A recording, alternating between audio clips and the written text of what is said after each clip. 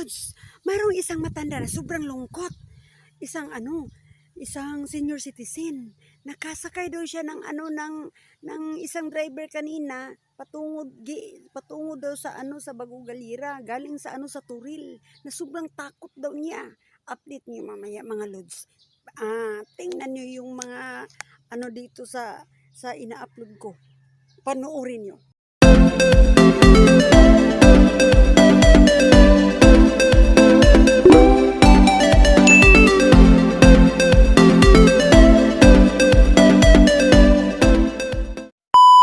Takot daw niya mga Lods. Sumakay daw siya ng isang tricycle, papunta daw ng Bagugalira. Galing daw siya sa Turil. Ngayon, nawala munti daw nawala na yung gulong yung sinasakyan niya. Sabi daw sa driver, nawawala daw yung mga pisa. Sobrang takot sa mga senior citizen na sumasakay doon sa cruise cab niya. Mayroon pa naman daw dalawang mga sakyanan doon sa likuran niya. Sobrang takot niya. Bigla daw huminto yung sinasakyan niya. Tapos sabi daw ng driver na wala naman ng mga pisa yung mga gulong ko ma'am. Ganun daw ang sinasabi sa driver. Nako! Lord, sobrang takot daw nila sa yung mga senior citizen nga sumasakay sa kanila.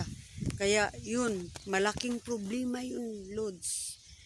So, ngayon, kayong mga driver mga cruise cab yung nagmamasada, mag-ingat-ingat kayo at check upin niyo yung cruise cab niyo kung may sira ba o wala, at saka may hangin ba yung gulong niyo or wala bago kayo magmamasada ba.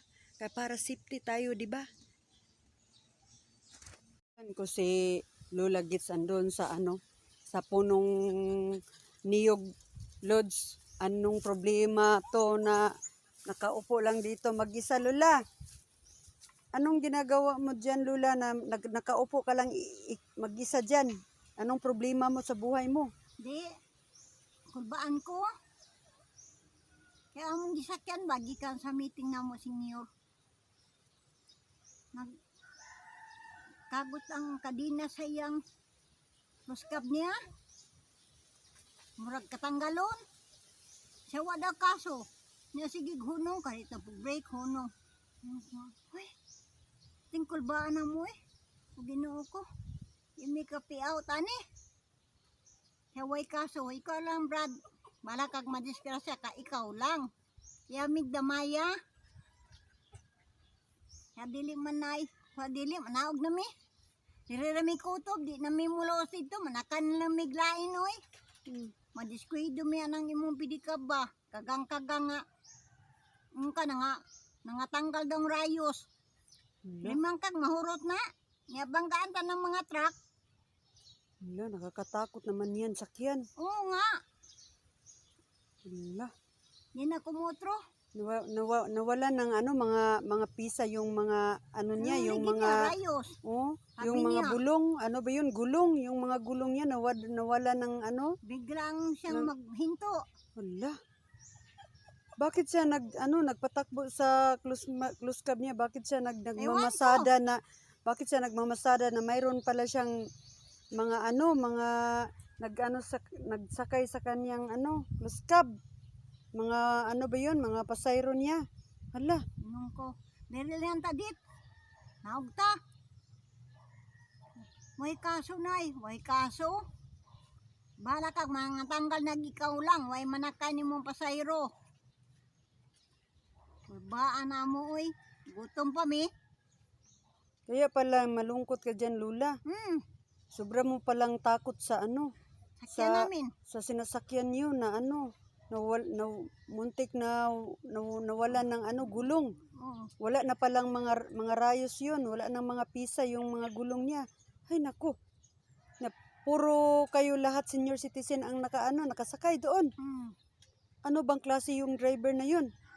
Sa susunod ayaw ko nang sumakay sa kanya kahit wala akong sakyan. Maglakad na lang ko. So anong masasabi mo sa kanya, Lola Gits, sa driver na yun? Sa sunod, dili sa mag-drive, check upon sa na iyang close cab niya. Para dili madiskwento ang iyang pasahero. Mangwarta man siya kanang may para di ta maglanding sa ospital simbak ko. Ay luoy kaayo. Pasakyon data na dito daot ang iyang plus cab niya. Ilan siya na gamiton? Ay kulbaan ko. Ang kaba-kaba ng dibdib ko, malakas masyado. Sobrang problema yun. Mm. Ihatid sana kayo dito. Ano? Kaya ko na. Sabi mo? Diyan lang ko sa baba. Dito na lang ko mag Mm. baba. Hindi na ako mag sa kanya. Nga, nagsabot mo nga, di na lang mo musakay. Mm. Mm. Paano niya, unsa niya pagsabot? Di namin manakay nimo. Sunod. Balag mo baklay mi. Saan, Inuwan mi. saan banda yung sinasakyan niyo? Saan? Sa Turin at Bang Shivers. Mm. Tungo dyan sa kanto. Patungo sa ano, sa kanto, Bagugalera. Bagugalera. Mm. Hanggang dyan. Nako. Kaya pala, malungkot si si Lula Gits. So, ngayon, anong masasabi mo sa kanya? Anong masabi mo sa kanya? Sunod, ayusin niya ang pagpa-drive niya. Lalo na yung pedicab niya. Kawawa naman, no? Apon niya. Bago siya mag Hmm.